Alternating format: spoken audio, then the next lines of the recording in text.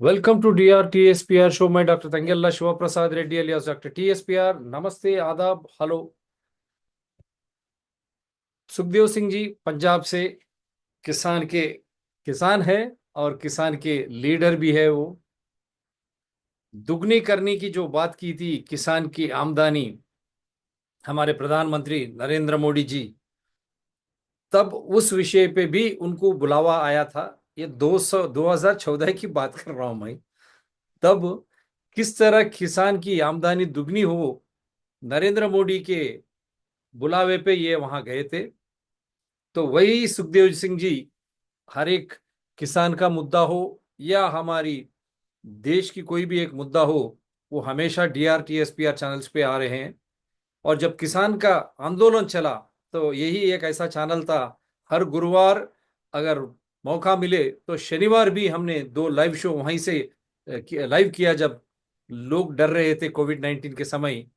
उस समय बड़ा सा एक किसान आंदोलन चला, वो तीन फार्म लॉस के विरुद्ध, जिसने मोदी जी ने बेशर्त वो वापस ले लिया। लेकिन वापस लेने के बाद क्या किसान की हालत सही हुई है?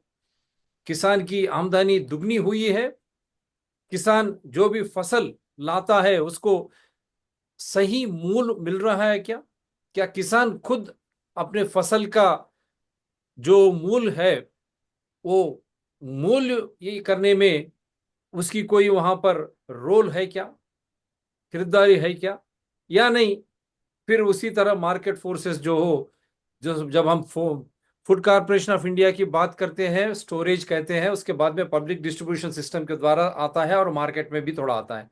लेकिन जब होर्डिंग की बात करती है, cold storage plants, warehouses, Adani और अंबानी की कम दाम से किसानों से खरीदते हैं और उसी को होर्डिंग द्वारा वहां स्टोर करते हैं। और एक अचानक एक ऐसा मूल्य हो जाता है, हमारे खान पीने की इतनी इतनी ऊपर जाती है, तब ये सब मार्केट में लाते हैं।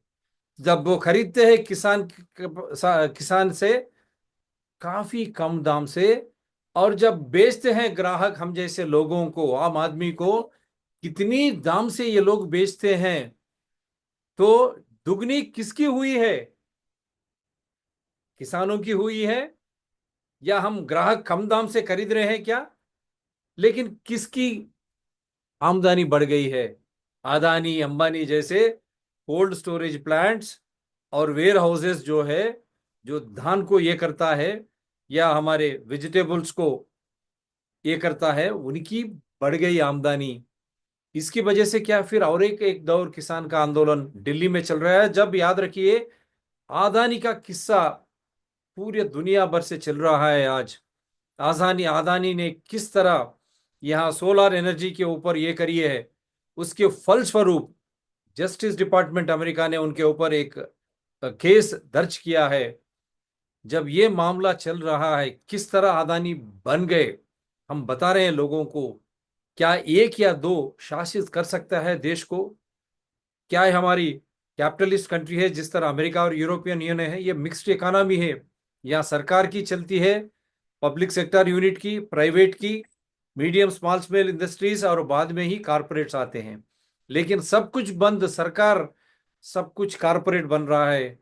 और पब्लिक सेक्टर यूनिट जो भी है, वो सबको आज सौंप रहे हैं। फूड कॉरपोरेशन ऑफ इंडिया भी हाल क्या होल होगा कल के दिन, कारपोरेट को सौंप रहे हैं। तो ऐसे माहौल में क्या ये किसान की आंदोलन, ये सही किसान की आंदोलन है? कितने वर्ग है भाई वहां? अचानक जब पार्लियामेंट का सेशन चल रहा है, वहां पर जब प्रतिपक्ष ने अंदर पार्लियामेंट के रह के चर्चा करनी चाहिए, अदानी की मुद्दा हो या दूसरे मुद्दे हो, लेकिन वो बाहर आ रहे हैं। आप पार्लियामेंट में ही रहिए। प्रतिपक्ष का रोल डीआरटीएसपीआर चैनल्स और ऐसे सुखदेव सिंह जैसे अच्छे अतिथिगण से हम कर रहे हैं। प्रजा हित में, लोक हित में, देश के हित में कोई भी हमारे शो में पार्टिसिपेट कर सकता है। जहां भी हो, आपको वहां से कनेक्ट करके, आप भेद विभेद कुछ भी है, आप शासन के द्वारा, राज्यांग द्वारा आधार के साथ आप हमारे शो पे आ सकते हैं। मेरा नंबर है 9440465339। इसी को व्हाट्सअप है, आपके आधार सब कुछ भेजिए, आप आ सकते हैं। सुखदेव सिंह साहब, क्या हो रहा है देश में? एक साइड पार्लियामेंट चल रहा है और प्रतिपक्ष नेता हर तरीके की तरफ बाहर आते हैं। पार्लियामेंट में चर्चा नहीं होती है, पार्लियामेंट बंद होती है। जब अदानी की पूरी दुनिया की ये हो रही है, वहां पर अदानी का जो भ्रष्टाचार जो बात किया है यूएस जस्टिस डिपार्टमेंट, ये काफी बड़ा मुद्दा है एनर्जी को लेके, ऊर्जा को लेके। ऐसे टाइम में जब किसान, आप भी खुश नहीं है, क्योंकि पंजाब हो या राजस्थान हो, हर जगह अदानी किस तरह फूड कॉरपोरेशन के बदले अदानी के कोल्ड स्टोरेजेस, अंबानी के कोल्ड स्टोर वेयर हाउसेस आज किस तरह किलवाट हो रही है। जो मूल आप फसल की चाहते हैं वहां आपको नहीं आ रहा। हमारे जैसे ग्राहक, 2020 में क्या दाम था तेल का हो, दाल का हो, और हम जो खाते हैं अनाज का हो, आज क्या दाम है? ना कहाँ किसान खुश है, ना हम खुश है। फिर कहाँ जा रहा है ये सब? अब लेते हैं, क्योंकि ये पंजाब से कनेक्ट होते हैं तो थोड़ी बहुत टेक्निकल प्रॉब्लम आती है। या सर बोलिए। सर, एक तो बात ये है कि जो कृषि है वो दुनिया का सबसे बड़ा क्षेत्र है। और अगर हम पॉपुलेशन के हिसाब से देखें तो इसमें 100 करोड़ से ज्यादा लोग डायरेक्टली पार्टिसिपेट करते हैं खेती बाड़ी में, कृषि में। और ये एक साल में 1.3 ट्रिलियन अमेरिकी डॉलर से ज्यादा का खाद्यान्न पैदा करता है। और जितनी भी हमारी चरागाहें हैं, जब फसल भूमि है, वो पृथ्वी का जो रहने योग्य जो भूमि है, उसका लगभग 50% हिस्सा है जो वो खेती के अंडर आता है, जो विभिन्न प्रजातियों के लिए आवास और भोजन उपलब्ध कराती है। इसलिए इस बात से एक बात तो हमारे सामने ये आ जाती है कि कृषि एक ऐसा क्षेत्र है जिसमें दुनिया के सबसे ज्यादा एक क्षेत्र में काम करने वाले लोग सिर्फ खेती बाड़ी में ही आते हैं। और उनकी नंबरिंग अगर हम बात करें तो कम से कम 100 करोड़ से ज्यादा है।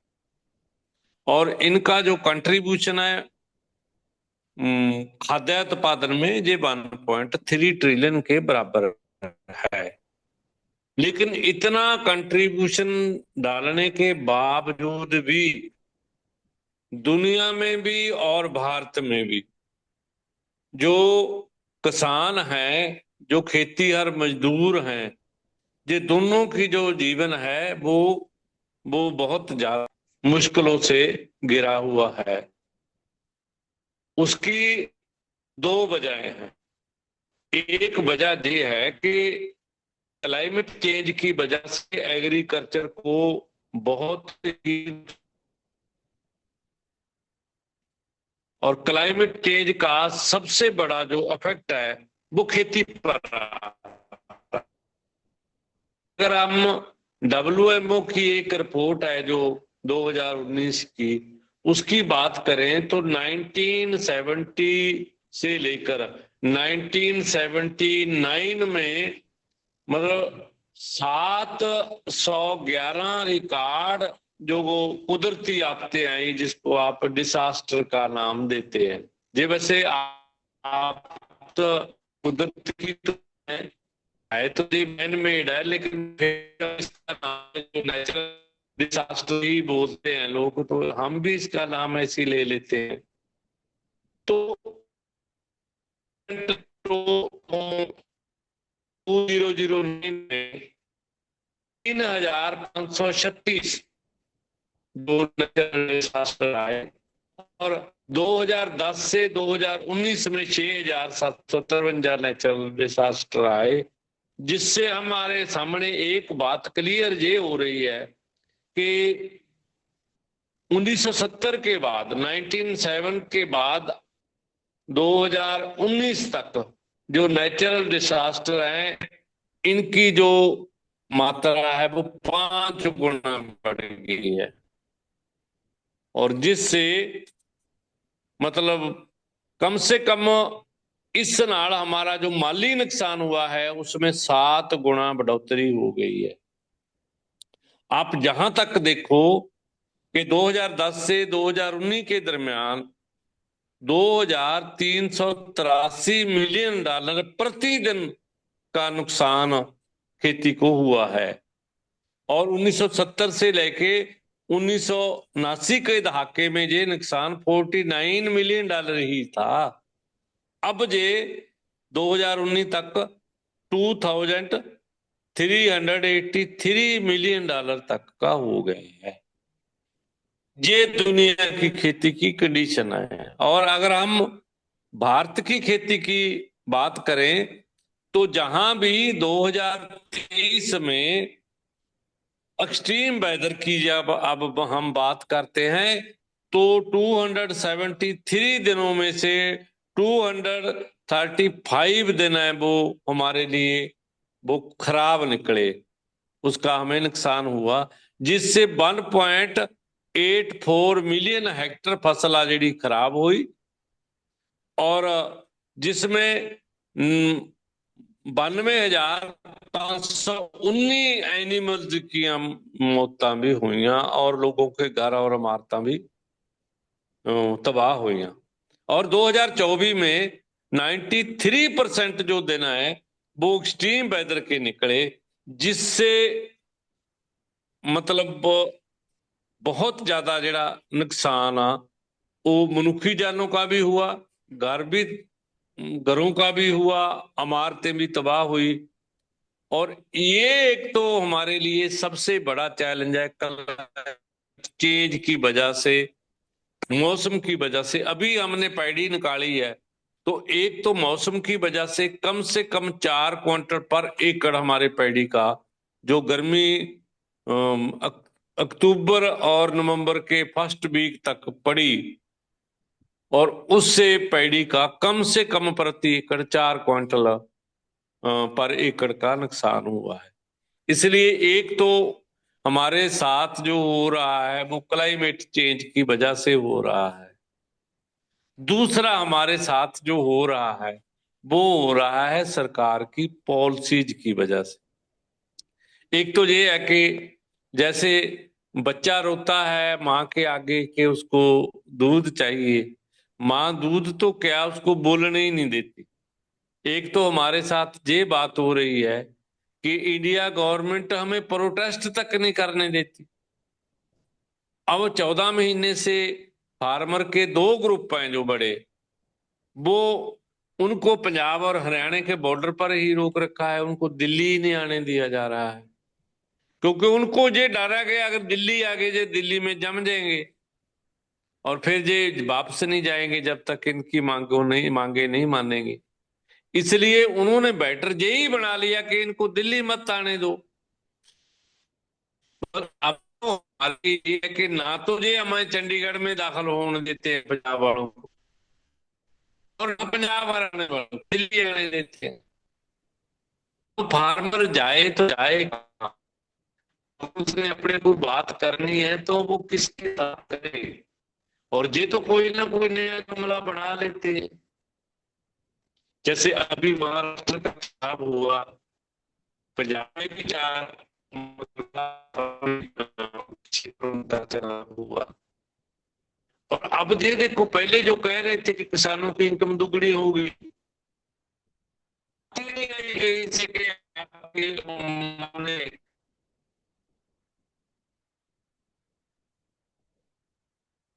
थोड़ी आवाज चली गई है आपकी फिर। They said they are going to increase the farm income. They will double, but it's not. Yeah, sir, बोलिए, बीच में चले गए आप। हाँ, तो एक बात तो ये ना तो हमें कोई बात करने देते हैं, हमारी बात सुनते नहीं है, और हमें कोई प्रोटेस्ट तक नहीं करने देते। तो इसलिए हमारा किसानों का मामला है वो मतलब अब जैसे पैडी का मामला हमारे हुआ, क्या अगर हम चावल पैदा करके दे रहे हैं,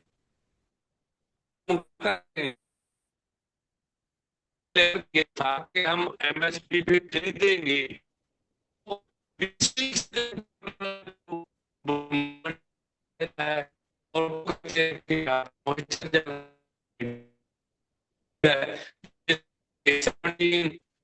से हमारे हमारे यार में मोचर जा रहा है, तो हमारे पास ऐसा कौन सा वस्तु है जिससे हम थोड़ी आवाज, आपकी आवाज, थोड़ी आवाज में कुछ है, थोड़ा आवाज आवाज ऐसी है। सही आ रही है क्या? हाँ, अब बात करिए, ये आ रही है अब? अब ठीक है। Assurance of doubling the income, it did not happen. That is what Sukhdev Singh ji says. Now they are suffering with both events. One is extreme climate change events, destroying the yield, destroying the crops, and the policy of the government, not allowing them to have their own. Yes, sir. बोलिए। अब problem हमारी ये है कि एक तो ये जैसे गांव में हम बैठे हैं ना, तो हमें यार हमारे को तो ये डाट नेट भी नहीं देते। पता नहीं क्यों नहीं देते, क्या बात है, इनको ये लगता है कि ये किसी के साथ बात न कर ले। तो देखो गांव में नेट की क्या पोजीशन है, हम थोड़ी देर बात की है तो कितने बार नेट चला गया। हम्म। इसलिए जो मैं बात कर रहा था कि फार्मर ने पैडी लगाई और इतनी मेहनत की, और वो पैडी भी पूरी मतलब नहीं निकली, और उस वजह से भी फार्मर को नुकसान हुआ। लेकिन उस नुकसान का की पूर्ति तो क्या करनी थी, इन्होंने ढंग से हमारी पैडी की परचेज भी नहीं की, प्रोक्योरमेंट भी नहीं की। और ये सजा देनी चाहते हैं खास करके पंजाब के लोगों को कि हम आप हमारे खिलाफ आंदोलन करते हो तो हम आपको कोई ना कोई किसी ना किसी तरीके की सजा जरूर देंगे। हम्म। और वो आंदोलन की वजह करके ये सजा देना चाहते हैं। हम्म। और जो बड़ी बात है वो ये है कि ये फार्मर को बदनाम करने की भी कोशिश कर रहे हैं। हम्म। वो बदनाम कैसे करते हैं? इंडिया गवर्नमेंट चाहती है कि हमें चावल तो मिले, हम्म। लेकिन चावल कोई ऐसा हो जिसमें पराल ना हो। हम्म।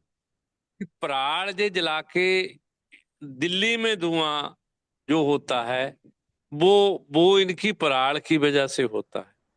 हम्म। जबकि हमारी जो एग्रीकल्चर यूनिवर्सिटी है, पंजाब एग्रीकल्चर यूनिवर्सिटी लुधियाना, हम्म।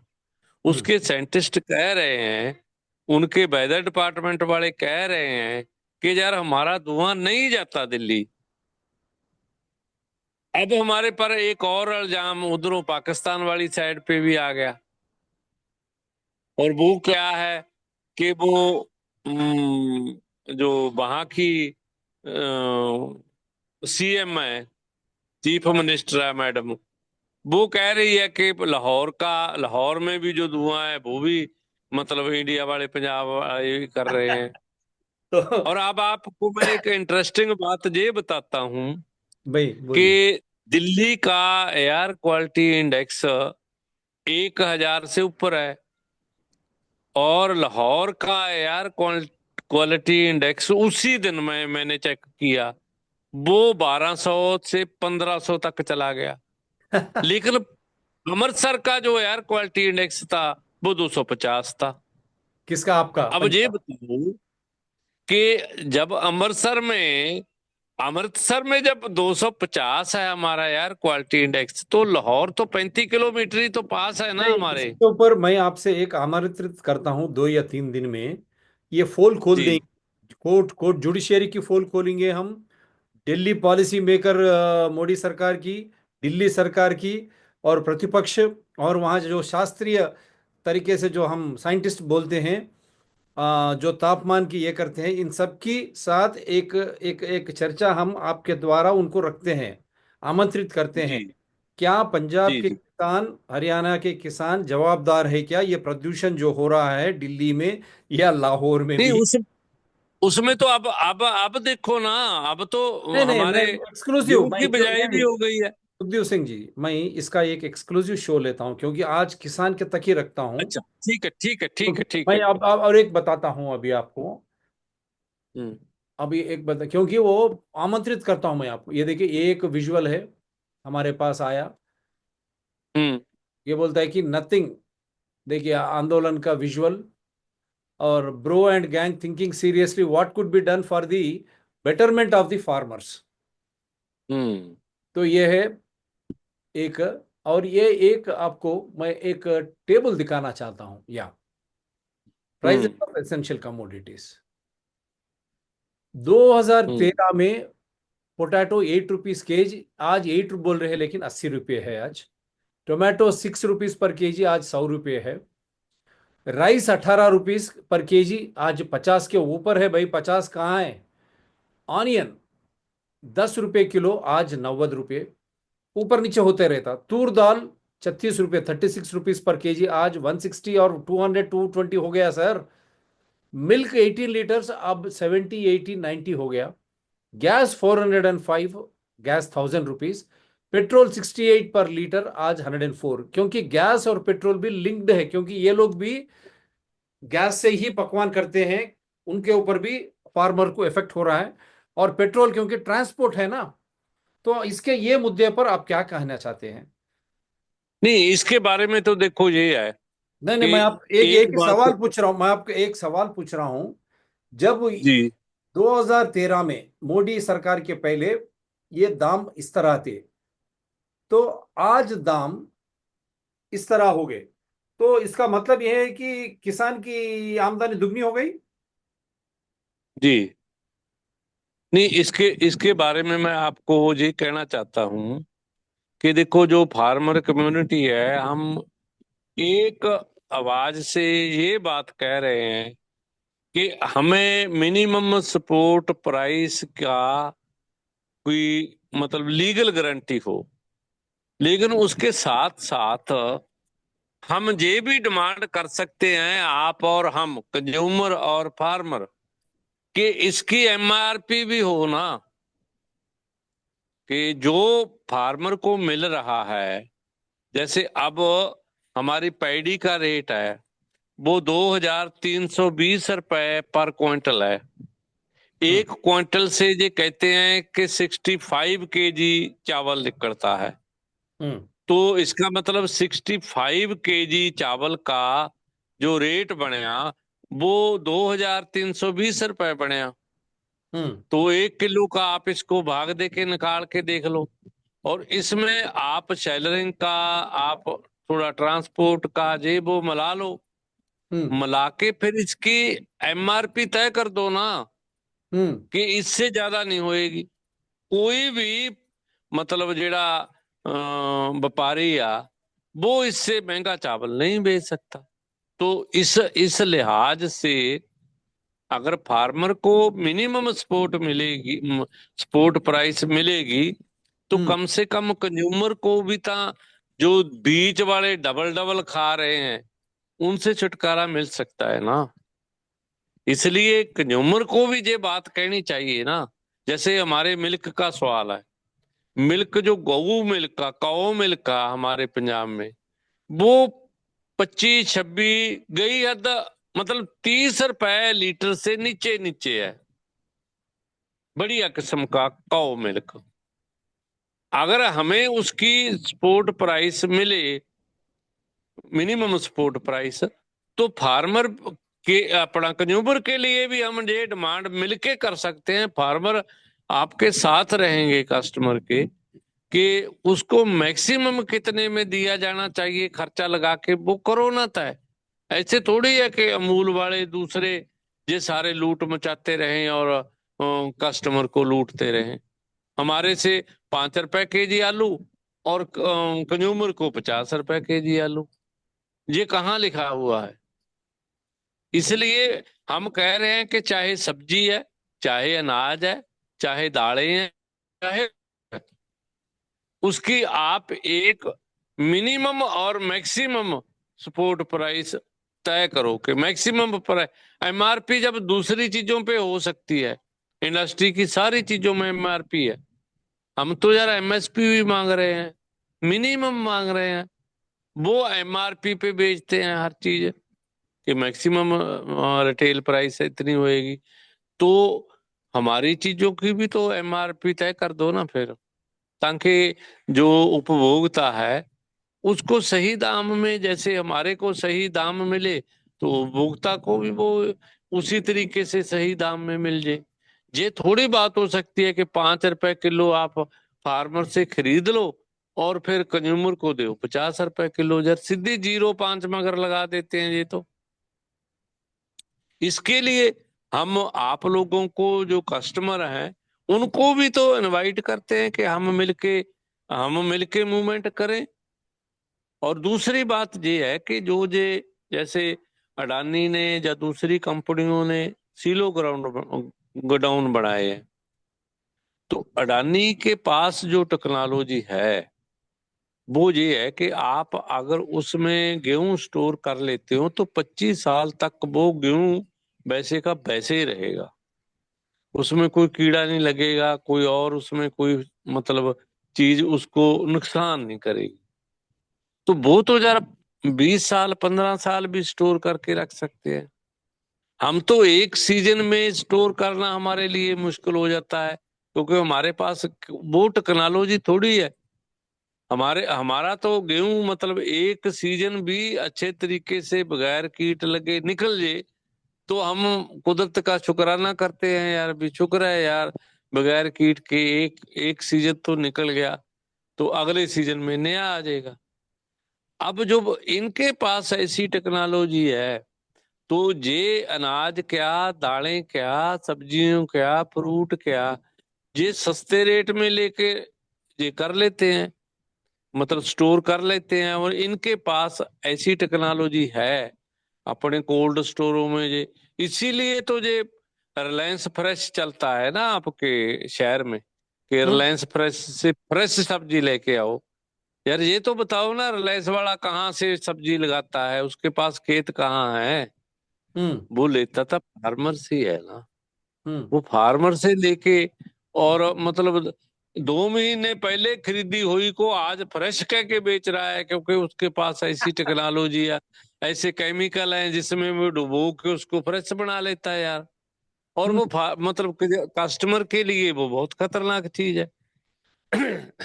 अगर आप उसको मतलब केमिकल लगा के प्रिजर्व करके रखते हो तो जब खाओगे तो हम्म उसका नेगेटिव इफेक्ट आपकी हेल्थ पे, आपके स्वास्थ्य पे आएगी आएगा ना। हम्म उस इफेक्ट को, नेगेटिव इफेक्ट को आप रोक कैसे सकते हो? हम्म इसलिए ही तो ये बात अब जो देखो एक नई बात हो रही है, हम्म जो जे आपने अडानी वाला केस एक की बात की है। हम्म मैं अभी 3 दिन का एक प्रोग्राम था राजस्थान में गुड़साना में, हम्म और मैं वहां गया था उस प्रोग्राम में।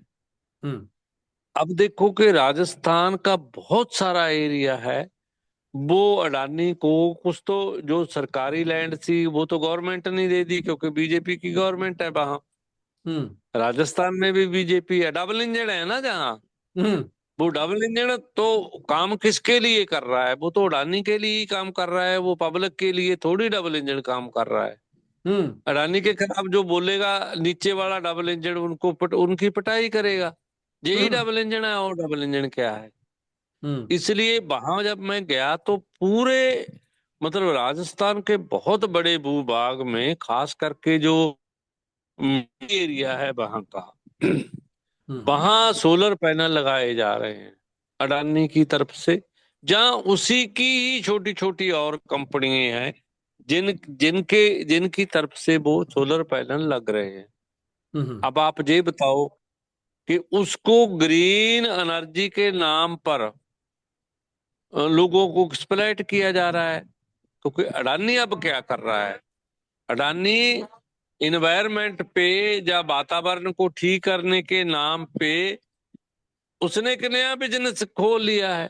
तो इसके ऊपर आएंगे हम, जब अब प्रदूषण के ऊपर चर्चा करेंगे, जब प्रदूषण के ऊपर जी चर्चा करेंगे उसी टाइम ये अदानी जी की ग्रीन एनर्जी की पोल भी आप खोल सकते हैं। किस तरह सरकार उनके हाँ। साथ है। अब लास्ट में एक ही पूछना चाहता हूँ, क्योंकि ये तो मैं आपको बता चुका हूँ। ये आंकड़े जी। ये आंकड़े हम्म। किस तरह 2013 में एक रेट था, 2024 में इतनी दुगनी दुगनी नहीं, 10, 20, 30% बढ़ गई है। हम्म। तो ये बढ़ हम्म। किसान का, क्योंकि हम जब खरीदने जाते हैं इतनी कीमती दाम देनी पड़ती है। हम जब इतनी हम्म। कीमती दाम हम दे रहे हैं, फसल हो, अनाज हम्म। हो, या सब्जी हो, या दूध हो, क्या हम्म। इसका डायरेक्टली इसका जो फायदा है किसान को मिल रहा है या नहीं? 2 ही 3 3 मिनट में बोलिए। नहीं, इसको इसीलिए तो मैं ये बात आपको कह रहा हूं ना कि हमको उसका फायदा क्या मिल रहा है। फार्मर को तो उसका फायदा मिल ही नहीं रहा। उसका फायदा तो जो बिचौलिए हैं जो पहले फार्मर से खरीद लेते हैं और बाद में मार्केट में महंगे भाव बेचते हैं, और डुप्लीकेट थोड़ भी पैदा करते हैं ना जी।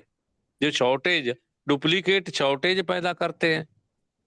और इसको फार्मर की प्रॉब्लम तो ये है ना कि फार्मर के पास तो कोई ऐसी टेक्नोलॉजी नहीं है जिसमें वो अपनी फल, अपनी सब्जी, अपना अनाज प्रिजर्व कर ले या स्टोर कर ले। इनके पास ये है, ये जो महंगा टमाटर या महंगा आलू मिल रहा है ना, उसकी वजह ये है कि वो पहले स्टोर कर लिया अडानी वगैरह ने अपने गोडाउनों में। जैसे वो अनाज को 25 साल खराब नहीं होने देते, वो सब्जी को भी खराब होने देते। वो देखने में नहीं खराब होने देते, वैसे वो खराब ही होती है। हम्म वो टमाटर जो आप खा रहे हो, वो जो प्रिजर्वर टमाटर है, एक तो है कि आप फ्रेश फार्मर्स के फार्मर से खरीद के खाओगे तो वो फ्रेश है। अगर आप इनके मॉल से जाकर खरीद के खाओगे, वो नाम ही फ्रेश है उसका। हम्म जैसे फॉर एग्जाम्पल अमूल का एक दूध का है ब्रांड ताजा, उस पे आप एक्सपायरी डेट देखो 90 दिन है। तो 90 दिन तक अगर वो दूध ताजा रहता है तो दूध ताजा कैसे है? उसका ब्रांड का नाम ही ताजा है ना, वैसे थोड़ी ताजा है। वो तो प्रिजर्व किया हुआ है। हम्म इसलिए ये जो बात आप हमारे से पूछ रहे हो कि अगर रेट मार्केट में बढ़ते हैं, तो मार्केट में रेट उस समय बढ़ते हैं जब तक फार्मर्स के पास से वो सारा सामान चला जाता है। हम्म उसमें मार्केट वाले जो बड़े व्यापारी हैं ये ही आगे, पहले इन्होंने फार्मर को लूट लिया, सस्ते में ले लिया। आगे इन्होंने कस्टमर को लूटना है, उपभोक्ता को लूटना है, उसको महंगे में देना है। इसलिए इनके दोनों हाथों में लाडू हैं। वो लाडू ये खुद ही खाते हैं ना, ये कंज्यूमर को खाने के लिए देते हैं ना ये फार्मर को खाने के लिए देते हैं। इसलिए हमें तो उस इनके लड्डू का कोई फायदा नहीं है। हम्म तो आप क्या कहना चाहते हैं मोदी जी को? कहना आपकी चाहते हैं आमदनी कि आपकी आमदनी दुगनी हुई है 2013 में, 13 से आज 2024 में, जब हम अनाज नहीं, की सबकी अब अगर तो जब ये ही नहीं कि कंपेयर कंपेयर किया। हमारी हमारी आमदनी तो अगर इन्फ्लेशन के लिहाज से देखोगे तो पहले से कम हुई है, बड़ी थोड़ी है। हम्म अगर आप इन्फ्लेशन के लिहाज से देखते हो तो फार्मर की आमदनी बढ़ थोड़ी रही है। अगर आप फार्मर की आमदनी दुगनी होगी तो सुइसाइड रेट भी कम हो जाता है ना। हम्म सुइसाइड रेट कम थोड़ी हुआ है। हम्म फार्मर सुइसाइड क्यों कर रहे हैं अगर उनकी इनकम ठीक है? हम्म इसलिए ये तो जो जुमला था वो किसी एक चनाब का जुमला था। अब तो इन्होंने नहीं मैंने जैसे कहा ना, महाराष्ट्र की इलेक्शन में, जब पंजाब की जो मिड टर्म चार मतलब विधानसभा क्षेत्रों में इलेक्शन हुई है, किसी ने कही ही नहीं ये बात कि यार हम आपकी आमदन आपकी दुगनी कर तो दी। बताओ ना आप, हुई कि नहीं हुई? हम्म और ना ही वोटर ने पूछा है कि यार आपने कहा था कि दुगनी करेंगे, या दुगनी हुई तो है ही नहीं।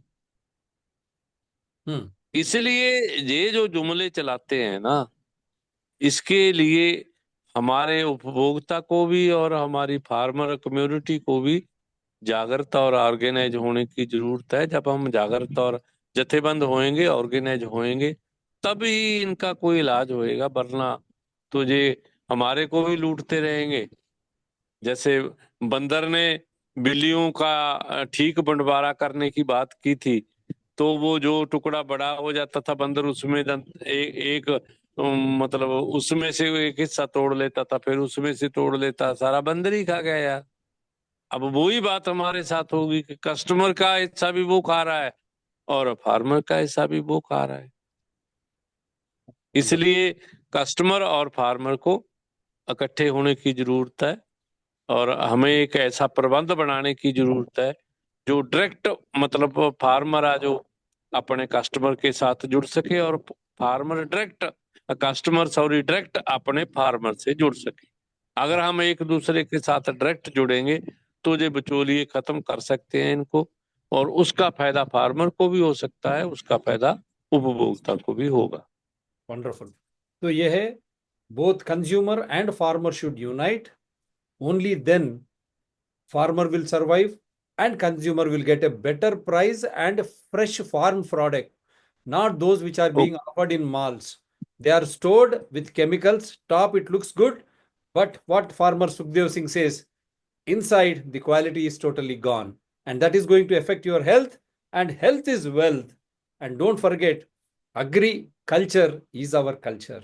व्यवसाय कृषि जो बोलते हैं, बिना व्यवसाय बिना कृषि के ना आप है, ना हम है, ना देश है। तो इसीलिए ये व्यवसाय, ये कृषि को सही तरीके से अगर आगे बढ़ना है, ग्राहकों या उपभोक्ता हम जैसे लोग और किसान दोनों अगर मिलजुल के